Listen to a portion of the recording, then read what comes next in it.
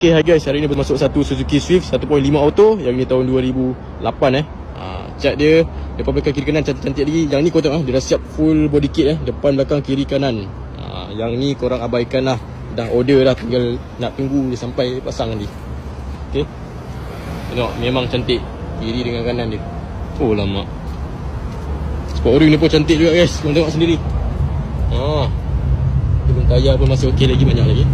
Kita tengok dulu dalaman dia, seat dia tak ada sebarang koyak-koyak dijaga sangat rapi. Kau tengok dashboard dia tak ada pecah, tak ada retak, masih cantik-cantik lagi. Door trim dia pun masih kemas lagi.